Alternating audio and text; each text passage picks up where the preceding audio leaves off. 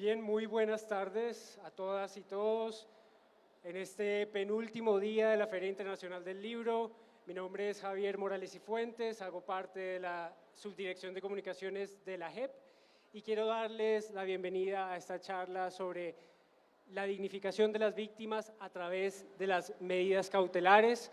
Para este conversatorio tenemos dos invitadas muy importantes, muy especiales en esta labor de buscar, identificar y sobre todo darles un poco de tranquilidad y de descanso a las familias buscadoras en este país a raíz de los crímenes cometidos durante el conflicto armado. Quiero darle la bienvenida a la doctora Luz Janet Forero. Ella es directora de la Unidad de Búsqueda de Personas Dadas por Desaparecidas para el periodo de 2023 a 2028 y tiene una amplia trayectoria en el sector privado y público. Nos acompaña también la magistrada Reinere Jaramillo Chaverra. Ella es actualmente magistrada del Tribunal para la Paz en la sección de ausencia de reconocimiento y apoya a la Sala de Reconocimiento de Verdad en el caso 08, que es el que investiga los crímenes cometidos por la fuerza pública o por agentes del Estado en asocio con grupos paramilitares o terceros civiles. Ella se concentra, esta investigación la concentra específicamente en la región del Ariari y Guayabero, Caguán, Florencia y zonas aledañas. Les quiero dar la bienvenida, un aplauso para ellas, por favor.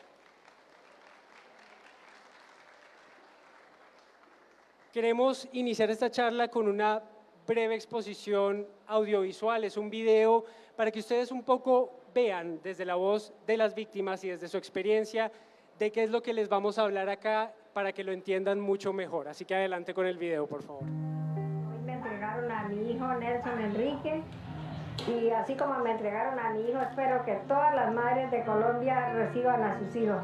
Y les doy gracias infinitas y le doy gracias a Dios por darme la oportunidad de poderlo enterrar. Hay muchas personas, muchos colombianos que verdaderamente quieren saber algo de sus víctimas. Fabiola, Liliana y Edwin, junto a otras 15 familias provenientes de distintos municipios de Meta, Guaviare, Caquetá, Valle del Cauca y Cundinamarca, llegaron a Villavicencio para recibir los cuerpos de sus seres queridos desaparecidos. Más de una decena de padres, madres, esposas, hijos, hijas y hermanos respondieron al llamado de la JEP en diciembre de 2023 y se reunieron para poderles dar digna sepultura.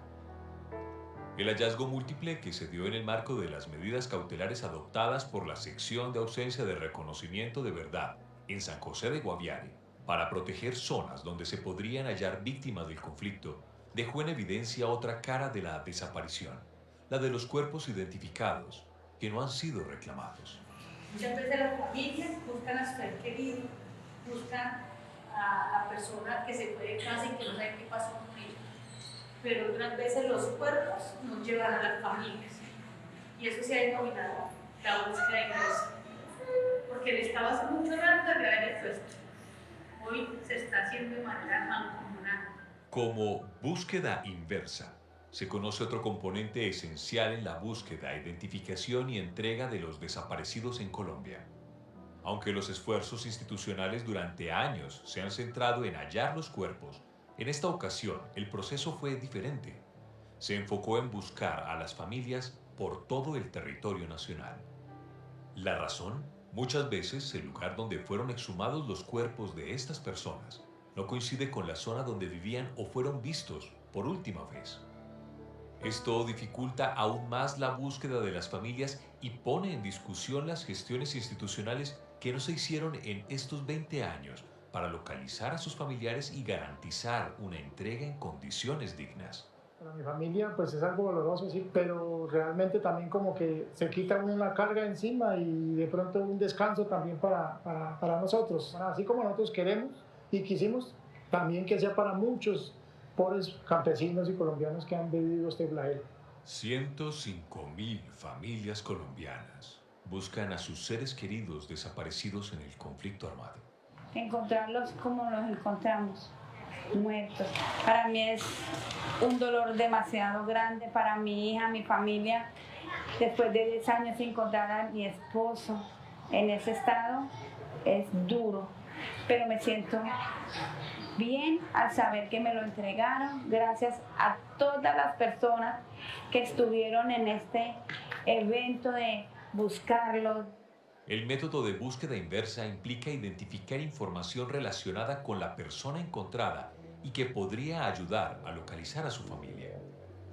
Ese, precisamente, fue el proceso que siguió la JEP una vez se confirmaron las 22 identidades de los cuerpos recuperados en San José del Guaviare. En 2 meses se logró ubicar a 18 familias y con ello poner fin a su incansable búsqueda, respondiendo a una iniciativa de las organizaciones de víctimas y de la sociedad civil.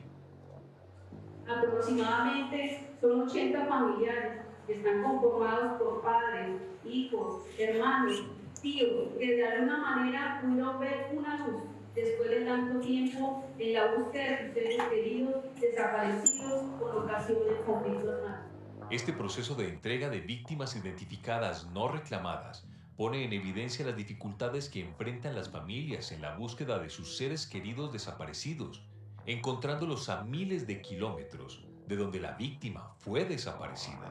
Después de 10 años de búsqueda ya sabemos que él está aquí y ya mañana va a quedar donde va a estar para poderlo ir a regalarle aunque sea una rosita. ¿Sí? Y así esperamos que todas las madres de Colombia encuentren también a todos sus hijitos. Esta entrega múltiple demostró que la suma y articulación de esfuerzos entre las entidades del Estado posibilita la respuesta efectiva a las solicitudes de las víctimas y brinda garantías de restauración en su derecho a la verdad.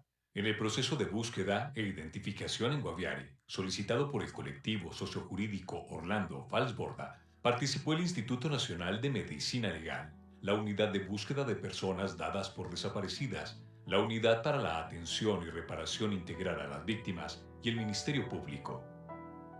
A través de las medidas cautelares adoptadas sobre puntos de interés forense, en donde se podrían hallar víctimas de desaparición, la JEP contribuye a aliviar el duelo suspendido de miles de familias colombianas que persisten en la búsqueda de sus seres queridos desaparecidos.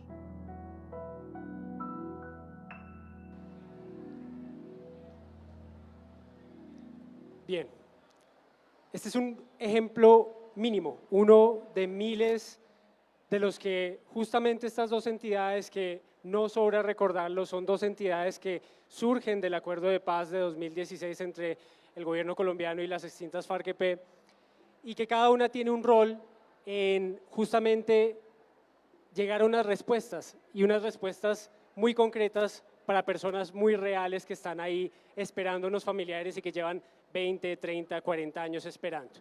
Entonces, en esa magnitud que a veces a nosotros se nos escapa como colombianos, hablar de 100.000 víctimas es difícil de dimensionar. Cada una desde su rol, desde la jurisdicción, desde la justicia y desde una labor humanitaria como la de la unidad de búsqueda, ¿cómo es que ustedes se complementan? ¿Cómo es que ese trabajo de encontrar verdad a partir de órdenes judiciales y a partir de esto que llamamos medidas cautelares, luego recae en una acción muy concreta y muy puntual que es la de la unidad de búsqueda? ¿Cómo es que ustedes trabajan conjuntamente para llegar a ese lugar que acabamos de ver ahí con las víctimas en diferentes partes del país?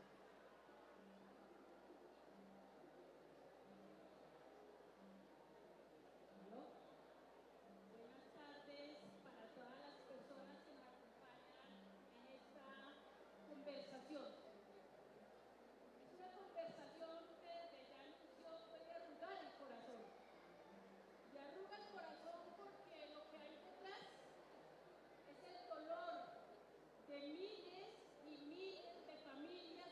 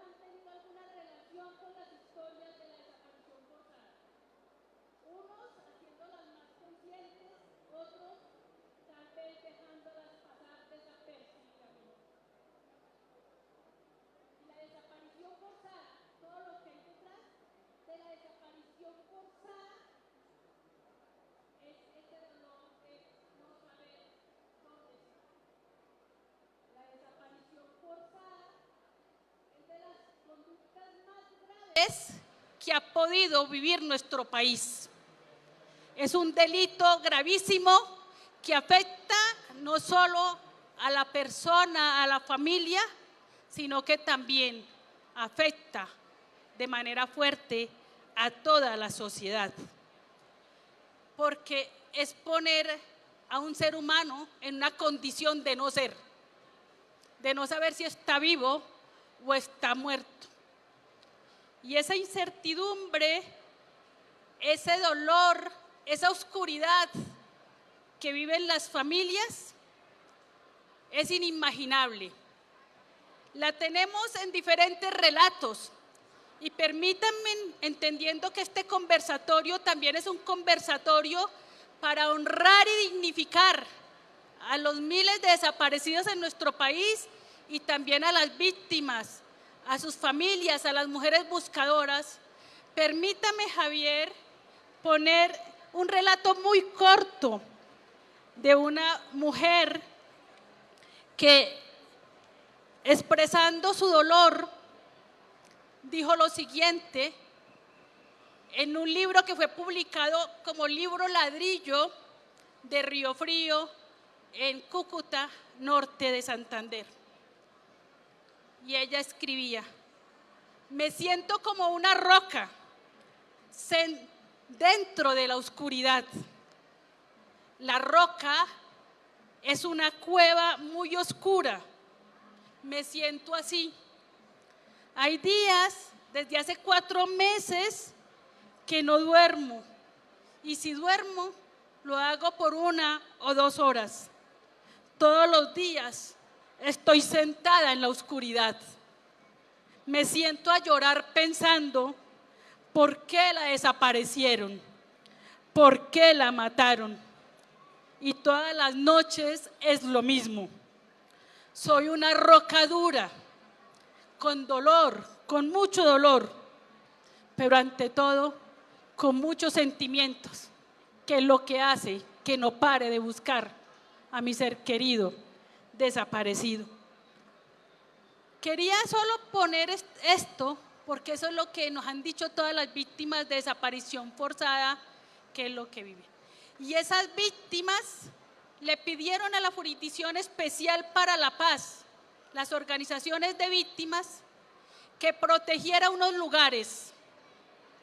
Y esos lugares eran diferentes cementerios del país donde tenían información cierta, real, que habían muchos cuerpos de personas no identificadas. Y la jurisdicción protege, es como cuidar, es como arropar esos sitios para avanzar en esa búsqueda de la mano con la unidad de búsqueda. Pero esas medidas cautelares es cuidar un sitio para poder cumplir con los fines del acuerdo final de paz, que uno de ellos es poder buscar, encontrar a los desaparecidos. Dicho de otra manera, las víctimas son la centralidad del sistema integral para la paz. Y tanto la unidad como la Jurisdicción Especial para la Paz hacemos parte de ese sistema integral para la paz. Y una vez la jurisdicción logra establecer, arropar estos lugares, cuidarlos, directora Luz Janet, ¿cómo empieza entonces el rol y cómo empiezan ustedes a aparecer en ese escenario de protección? Gracias, Javier. Muy buenas tardes para todas y todos los que nos acompañan hoy. Muchas gracias a la JEP por invitarnos a este espacio. Como ya lo señaló la magistrada, somos 2 instituciones hermanas que trabajamos en el marco del Sistema Integral para la Paz. La unidad de búsqueda de personas dadas por desaparecidas, yo creo que estoy convencida que es uno de los mayores esfuerzos y retos que tiene el Estado colombiano para tratar de aliviar y de sanar esas heridas que todavía están abiertas en el marco de la guerra colombiana. La desaparición, como lo señala también la magistrada, terminó siendo, o es mejor, el delito más atroz, porque es que la desaparición se mantiene mientras no aparece la persona desaparecida. y es una vulneración a todos los derechos humanos conjugados en el hecho de desaparecer a alguien. La magistrada nos señalaba una cifra, que siempre hablar de cifras es odioso cuando hablamos de dolor y de sufrimiento, pero a veces es la única forma de mostrar la gran magnitud de una problemática. Y 111.640 desaparecidos en Colombia, ocurridos antes del 1 de diciembre del 2016, no son ni la mitad de los que realmente ocurrieron en el conflicto armado colombiano. Pero no es solo la víctima desaparecida, es la familia, es las comunidades, porque como la desaparición tuvo ese propósito, generar miedo, generar terror, generar oscurantismo, si se quiere, al interior de nuestra sociedad. Por eso es que negamos la desaparición. Por eso es que para cada uno de nosotros pensar que eso pasó en Colombia es algo con lo que nos duele tanto que queremos ni siquiera hablar de ello, pero estamos en un momento distinto. Y esto que hace estos mecanismos es eso, ponerlo, visibilizarlo, hacer de que todos hagamos conciencia frente a lo que pasó, pero ¿para qué hacer conciencia? Para buscar a los desaparecidos, pero también para que no se vuelva a repetir. Después del 1 de diciembre del 2016 han pasado muchas desapariciones en Colombia. ¿Qué vamos a hacer? ¿Cómo vamos a abordarlo? ¿Cómo vamos a erradicar la desaparición de nuestro país? Y en ese marco, la unidad de búsqueda, valga la redundancia, busca a los desaparecidos de Colombia. Y ha sido para nosotros, independiente de que haya una medida cautelar o no, el esfuerzo fundamental hacia el cual nos orientamos como una institución operativa de este sistema. ¿Qué ha significado la medida cautelar, por ejemplo? Ha significado no solo proteger los lugares que en Colombia pasan las segundas, las terceras, las cuartas, las quintas desapariciones, porque esos cementerios, esas fosas donde fueron depositados los colombianos y las colombianas en el marco de la guerra, a muchos les interesa que no se sepa, a muchos les interesa que no se visibilice que pasó eso. Entonces, protegemos lugares con las medidas cautelares, pero también para nosotros las medidas cautelares ha significado una posibilidad de derrumbar barreras para la búsqueda. La búsqueda tiene muchas barreras, muchos opositores, y las medidas cautelares terminan siendo también una invitación a la interinstitucionalidad, a que todas las entidades del Estado que tengamos que ver con la búsqueda o que tengamos que cumplir un rol en la búsqueda, nos activemos, trabajemos conjuntamente. Y uno menciona siempre medicina legal, menciona la fiscalía, pero hay muchas, los entes territoriales, las administraciones de los cementerios, las organizaciones de la sociedad civil que fueron en principio las promotoras también de las medidas cautelares. Y creo que la medida cautelar ha trascendido inclusive a que hoy estamos protegiendo la información a través de las medidas cautelares. Los documentos, solo mencionar el archivo del DAS, donde hay historias de horror que tenemos que descubrir, descifrar para poder encontrar a nuestros desaparecidos. Esa información es la que activa la acción de la unidad de búsqueda. Hacemos desde la medida cautelar, pero también desde nuestro propio mandato, hacemos pedagogía para la búsqueda. Llegamos a muchos lugares, hablamos con las familias, hablamos con las comunidades, hablamos con los aportantes de información, que ¿quiénes son? Son los perpetradores de la desaparición. Y que en el marco jurídico en que nos movemos, podemos conversar con ellos y recibir información de primera mano sobre cómo ocurrieron los hechos y dónde están los desaparecidos. Luego de tener toda esta información, vamos a los sitios, vamos en conjunto, la jurisdicción, medicina legal, la fiscalía, la misma unidad de búsqueda, y recuperamos los cuerpos. Recuperamos esos cuerpos como un tributo también a la dignidad de estas personas. Recordemos que buscamos sin exclusión, sin discriminación. Todo desaparecido de Colombia es importante para la búsqueda, insisto, si queremos sanar esas heridas.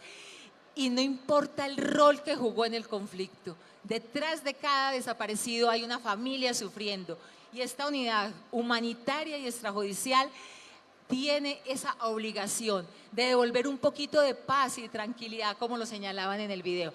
Entonces recuperamos identificamos a esa persona desaparecida y la entregamos a esa familia dignamente, culturalmente pertinente, en un acto de dignificación, insistimos, en un acto de reconocimiento a la existencia de un ser humano que finalmente, gracias a estos mecanismos, no lo borró la historia. Y eso es lo que hacemos, que la historia no borre a nuestros desaparecidos. Eso en el caso de las entregas dignas, porque también tenemos momentos que nosotros llamamos sublimes para la búsqueda. Encontramos personas con vida y es uno de los esfuerzos fundamentales también de el sistema y de los mecanismos que se crearon para ello. Encontrar las personas con vida y que puedan volver al seno de sus hogares y a sus familias. Ojalá los pudiéramos encontrar a todos con vida. Sabemos que no va a ser posible desde los criterios de realidad, pero hacemos el esfuerzo por ello. Y cuando ni lo uno ni lo otro lo podemos hacer, al menos un compromiso con la verdad, un compromiso con lo que pasó, con poderle decir a las familias la suerte de su ser amado, de su ser querido, de esta persona fue esta. Y eso también devuelve tranquilidad a las personas, a las familias buscadoras. Así es como se activa el mecanismo, así es como trabajamos articuladamente y así es como cada día estamos teniendo resultados muy importantes de entregar personas desaparecidas para que vuelvan a su hogar de una u otra forma.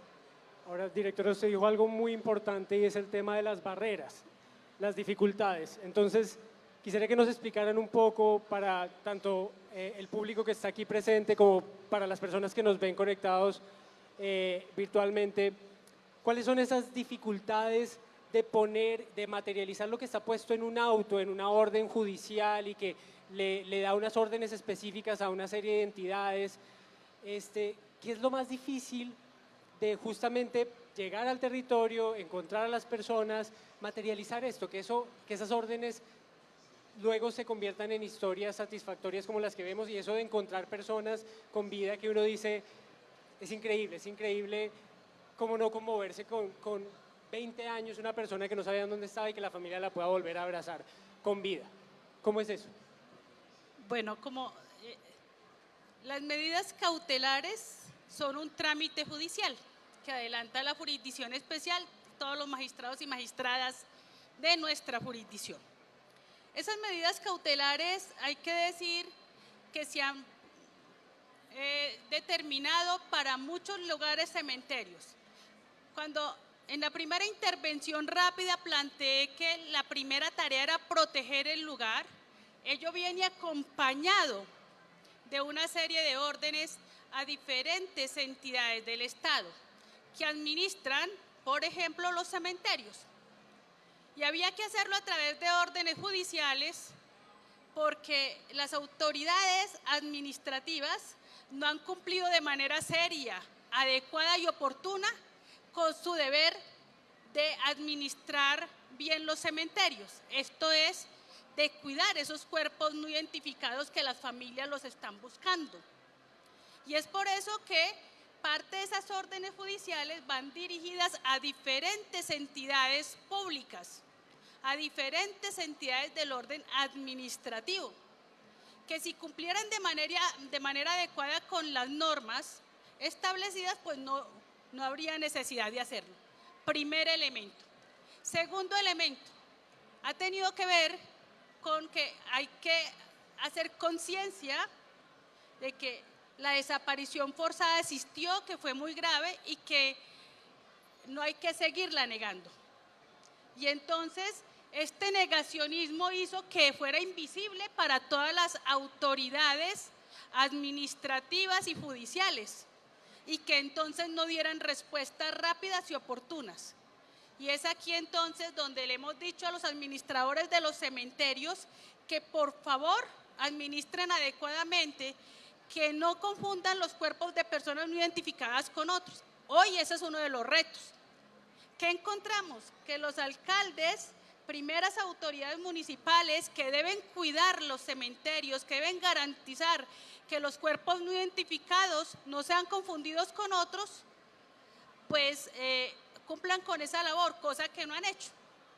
y entonces esta búsqueda se dificulta y hay que dar órdenes judiciales para que creen mecanismos y normas que protejan esos cuerpos que están allí, en tanto se avanza en procesos de exhumación, posterior identificación y entrega digna, como lo ha dicho nuestra directora de la unidad de búsqueda. Ese es un elemento. 2, es pedirle a las autoridades también eclesiásticas que muchas administran, que por favor, teniendo una misión espiritual muy importante, no alteren los nombres con los que están identificadas las fosas de NNs. Y aquí cuento una historia corta. En el cementerio La Dolorosa de Puerto Berrío, donde decretamos medidas cautelares, una de las órdenes fue pedir que no se alterara, que no se cambiaran los nombres en las bóvedas, porque ello iba a dificultar más. ¿Y ello por qué? Porque había un grupo de personas de una gran humanidad que adoptaban a los NNs, en esa esperanza de encontrar en un NN a su ser querido desaparecido. Pero eso dificultaba la posibilidad de identificar y entregar a la familia que sí era. Y esto, por supuesto, requiere de una articulación de todas las entidades, del orden territorial, del orden departamental y también del orden nacional. Pero también fue decirles, no saquen los cuerpos NN de las fosas y no las revuelvan en un osario común, porque vamos a tener lugares que son tan grandes como este sitio, lleno de cuerpos que no se han identificado. Y poderlos identificar es mucho más complejo. Esas son una de las órdenes, pero las otras órdenes obvias era decirle a las entidades del orden nacional, por ejemplo, al Ministerio del Interior, que creara una política pública de cementerios. ¿Para qué? Para no seguir desapareciendo a quien ya estaba desaparecido, que es la dificultad con que nos hemos encontrado permanentemente.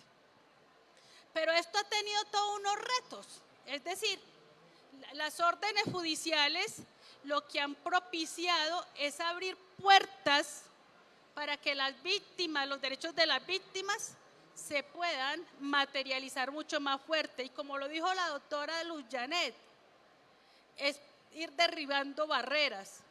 ¿Y qué es una barrera? Que no hayan recursos para que el Instituto de Medicina Legal y Ciencia Forense funcione muy bien y pueda avanzar rápidamente en los procesos de identificación. Hemos dado órdenes en ese sentido, órdenes judiciales para poder avanzar rápido en la búsqueda.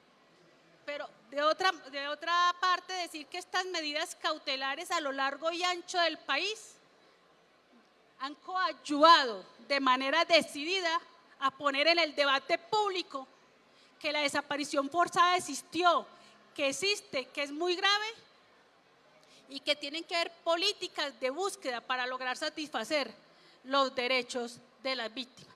Esa y otros elementos más podemos decirlo. Pero esto en el marco de las medidas cautelares, pero no quiero desaprovechar esta oportunidad para hablar de la otra cara, porque Luz Janet dijo una cosa muy importante. La búsqueda en sí misma repara. La búsqueda y la misión que tiene la unidad es humanitaria. Nuestra tarea es judicial. Por eso en los macrocasos que tiene abierta la jurisdicción, en su correlato, investiga la desaparición forzada. ¿Quiénes fueron los responsables? ¿Dónde pasó? ¿Por qué pasó? Saber quién lo hizo. Y esos detalles los investigamos en los macrocasos que están abiertos. Y es muy importante decirlo, porque no es suficiente con que un máximo responsable nos diga que participó en la desaparición, sino que un elemento central de esos aportes a verdad es que nos diga dónde puede estar para ir a buscarlo. Es el derecho que tienen las víctimas, es el derecho que tiene la sociedad a saber la verdad. Directora, sí, claro. Sí, porque en ese escenario tan complejo que nos ilustra la magistrada, o sea, yo no sé si se alcanza a entender, es que estamos hablando de personas que se identifican, se ponen en osarios, en cementerios, y luego por alguna mala administración del cementerio se vuelven a desaparecer. O sea, en ese contexto, en esa dificultad tan tremenda, en esa realidad que algunos podrían llamar macondiana, que no le haría ninguna justicia hablar en esos términos de una situación como esa, porque es más bien negligencia. ¿Cómo la unidad enfrenta esas dificultades y las supera? Yo quiero insistir en varias cosas. La dificultad para la implementación muchas veces de las medidas cautelares son las mismas dificultades que enfrenta la búsqueda e inclusive la operación de la justicia en Colombia. Para empezar, ante este universo de búsqueda es el primer desafío que tenemos. No hay país en el mundo que pueda decir registra los niveles de desaparición que registra nuestro país. Esa es nuestra primera punto de partida. Lo segundo, las dinámicas, lo bizarro, lo degradado que fue el conflicto colombiano y la forma como se perpetraron las desapariciones. Acá no son las desapariciones que se registraron, por ejemplo, en las dictaduras del Cono Sur, que tenían unos patrones relativamente claros, los perpetradores estaban aquí, hubo de todo y varió mucho a lo largo del tiempo. Entonces eso también le impone una enorme dificultad a la búsqueda. Varía terriblemente de región a región y las metodologías de búsqueda entonces también tienen que variar en sintonía con esa diversidad. Otra cosa compleja para la búsqueda, lo vivimos, seguimos buscando en medio del conflicto. Muchos de estos sitios cautelados son sitios donde el conflicto sigue. 8 conflictos activos en Colombia en este momento, según el balance humanitario que entregó el CICR hace un par de semanas. Buscar en medio del conflicto, buscar todavía en medio de la guerra. Eso es una dificultad para nosotros, nuestros equipos en particular. Yo le digo a nuestros equipos, nosotros tenemos un chaleco humanitario, no tenemos un chaleco antibalas. O sea que llegar a esos lugares termina generando unas grandes dificultades de acceso, a pesar de que estén los sitios cautelados. Entrar a Estero San Antonio hay que hablar con miles de actores antes de poder entrar a un sitio cautelado como este. Para nosotros también es absolutamente complejo la capacidad, la magistrada lo menciona, pero los recursos para la búsqueda es difícil, la búsqueda es compleja, necesita tiempo, pero necesita mucha inversión. Y yo siempre digo, no es solo la inversión económica, es la inversión emocional, la inversión en articulación, en trabajo conjunto. Y también esa capacidad que hay, porque la búsqueda necesita interdisciplinariedad, una cantidad de disciplinas, de ciencias. En la búsqueda hay físicos, hay matemáticos, hay una cantidad de disciplinas de la tierra, geólogos, en fin, más allá de los antropólogos o lo que podemos hacer los forenses. Eso le genera una gran dificultad a la búsqueda. Entonces, llegamos a estos sitios y es abrir camino todo el tiempo. Un cementerio, tenemos cementerios como, y puede ser el espacio para contar la experiencia maravillosa que hemos tenido con el cementerio central de Cúcuta y esta medida cautelar.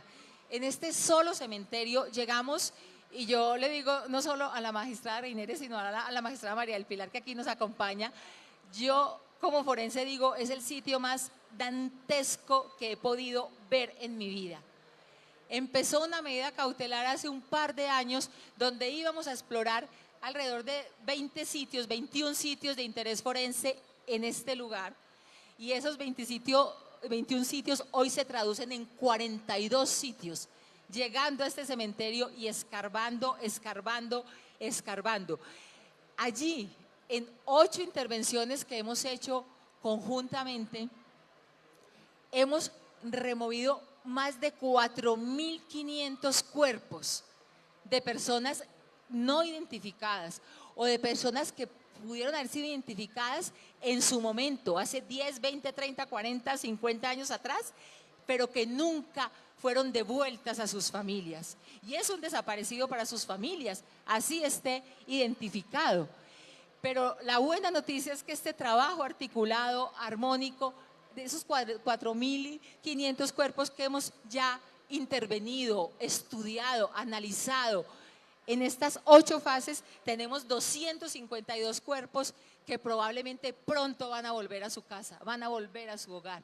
Entonces, la dificultad es esa, una falta total de conciencia, un manejo indolente de la muerte, como si fuéramos desechos, y no se tuvo la dignidad que los ritos funerarios y que las tradiciones, no solo culturales, sino pues, básicas de las personas frente a nuestros muertos, no se preservaron, no se mantuvieron, a pesar de que en Colombia hay normas de muy larga data que hablaba de esa necesidad de proteger estos lugares, de que las personas no identificadas casi que son sagradas y el Estado las tenía que proteger hasta que se pudieran identificar y entregar a sus familias. Entonces, son una serie de dificultades sumados, la última, para no alargarme más, a que buscar a personas desaparecidas hace 10, 20, 30 años en una tierra tan hermosa como la colombiana, pero también tan agreste, donde los climas, donde la humedad, donde la acidez del suelo termina degradando los cuerpos rápidamente, y a veces recuperar el material genético es una labor absolutamente titánica para poder hacer cruces de referencia con sus familiares. Entonces, son una serie de dificultades que no solo la medida cautelar, sino también ahora nuestro nuevo Sistema Nacional de Búsqueda de Personas Dadas por Desaparecidas va a permitir empezar a seguir mejor derrumbando todas esas barreras y esos desafíos para la búsqueda.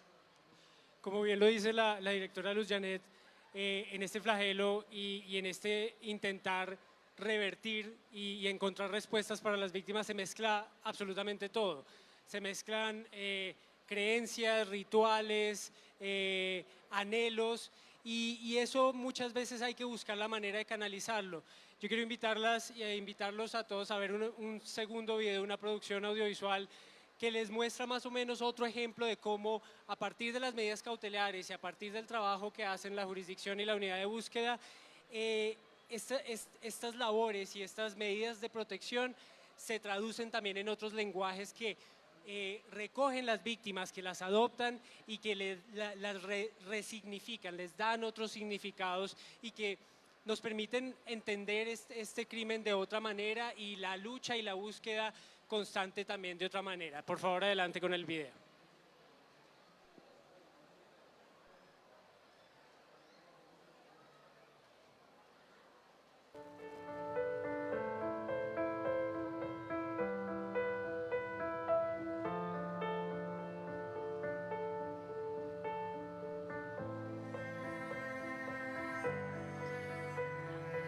Llegamos a Marsella porque es uno de los municipios del departamento de Risaralda, donde en su cementerio, el lugar en el que estamos, se encuentra un mayor número de cuerpos de personas no identificadas que presumimos hacen parte del conflicto armado, que fueron víctimas de un delito grave, atroz, que ha agredido a la familia, a sus seres queridos, pero fundamentalmente un delito atroz que agrede a la humanidad. Es muy importante esta audiencia y que la Jurisdicción Especial para la Paz esté acá, porque las víctimas por primera vez están sintiendo que hay una justicia que está cercana a ellas, que pueden sentarse con jueces y juezas de la República para que les escuchen en sus reclamos. Este logro del acuerdo de paz ha permitido darle esperanza a las víctimas para sentir que por fin hay una voluntad política para que sean escuchadas.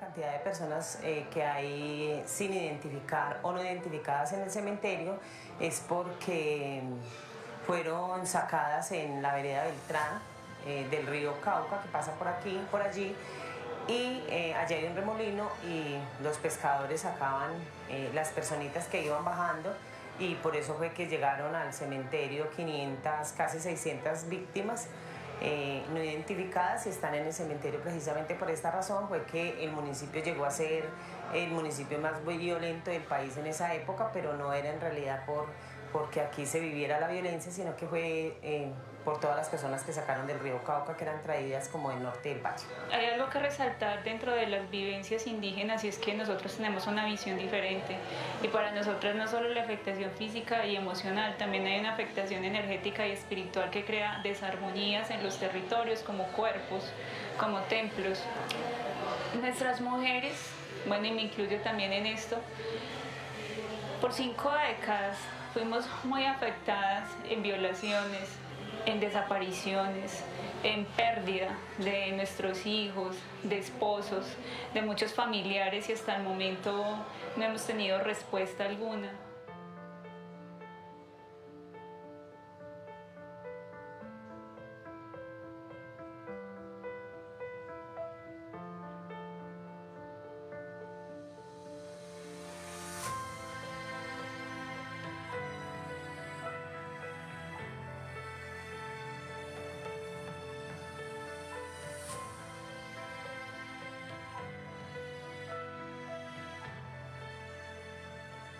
Estamos aquí porque las mujeres buscadoras nos han pedido que les podamos dignificar en su hacer, en su esperanza, que podamos seguir sus pasos, porque ellas siguen los pasos de sus hijos desaparecidos, no les pierden el rastro y tampoco el rostro. Y hoy queremos dignificarlos a ellos y a ellas. Bueno, primero que todo es muy importante que la institución pueda llegar hasta los sitios que han sido más golpeados, más afectados por la violencia y que puedan escuchar de primera mano y con la energía del territorio donde se ha sido víctima la información que se tiene.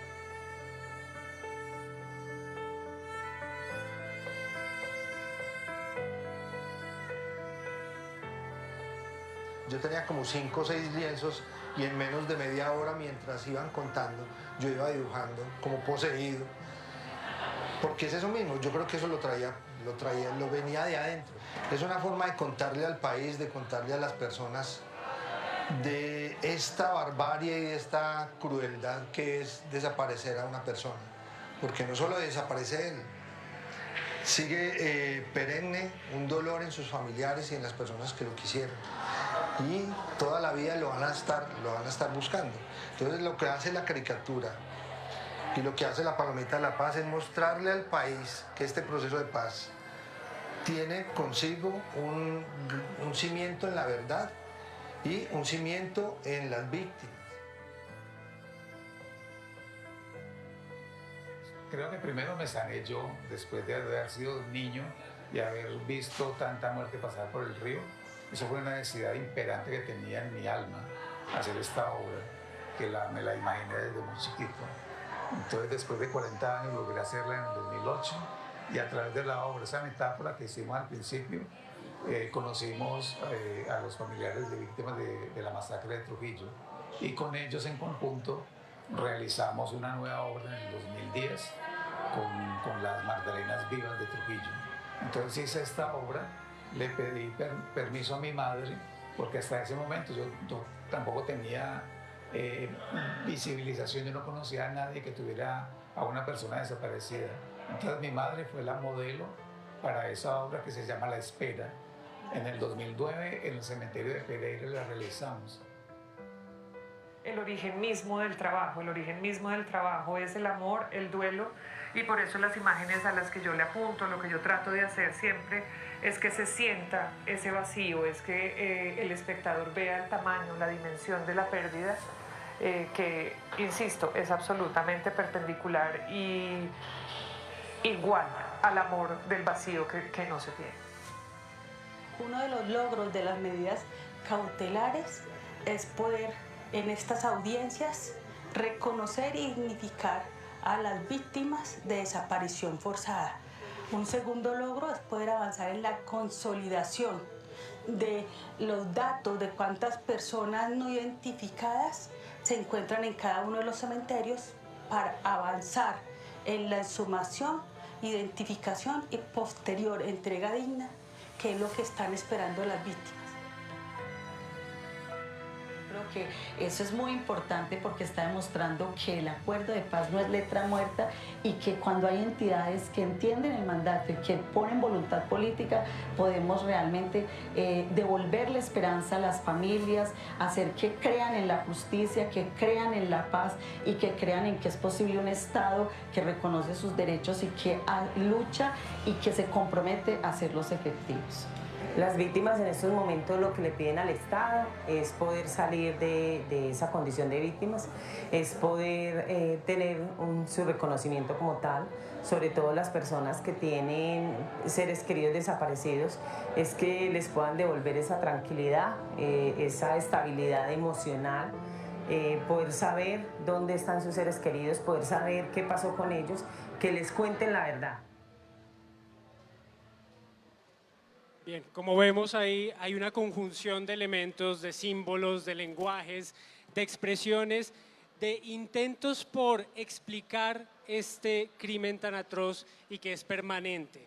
Yo quiero pedirles a cada una que muy brevemente, ojalá en 2 minutos para ya cerrar, cuál es ese nuevo lenguaje, cuál es ese nuevo relato que tenemos que contarnos como país que permita justamente entender la dimensión de esto, de esta situación que es diaria para miles de colombianos, para que dejemos de verlo de lado, darle la espalda y que de esa manera encontremos un relato común que nos permita dignificar a las víctimas y justamente darle otro sentido a ese trabajo que ustedes también hacen. Bueno, yo creo que el relato, la narrativa, tiene que ser la de las víctimas. Y eso es lo que hemos buscado en cada una de las audiencias. Que las víctimas tengan la voz central, que las víctimas pongan su relato, que las víctimas no se sigan viendo bajo sospecha como la han visto todo el tiempo. Eso es lo que nos dicen, no queremos estar bajo sospecha.